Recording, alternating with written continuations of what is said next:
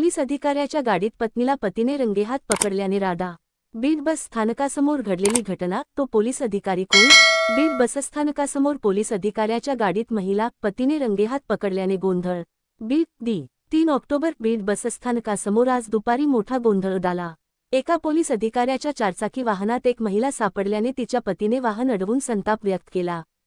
प्राथमिक माहितीनुसार संबंधित महिला काही महिन्यांपासून त्या पोलीस अधिकाऱ्याच्या संपर्कात असल्याची शंका पतीला होती, त्यामुळे तो पत्नीच्या हालचालींवर लक्ष ठेवून होता। आज दुपारी पत्नी पोलीस अधिकाऱ्याच्या गाडीत बसताना दिसताच पतीने वाहन अडवले व बसस्थानकासमोर चांगलाच राडा घातला।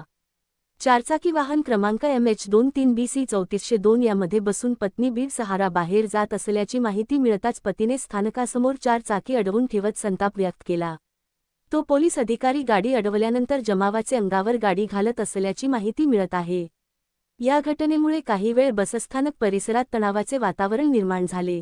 संबंधित पोलीस अधिकारी यापूर्वीही वादग्रस्त ठरला असून त्याच्यावर गुन्हा दाखल असल्याची माहिती समोर येत आहे।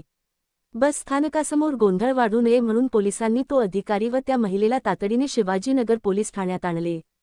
दरम्यान घटनेची माहिती मिळताच पोलीस ठाण्यात मोठी गर्दी जमली होती। पुढील कारवाई सुरू असल्याचे पोलिसांनी सांगितले।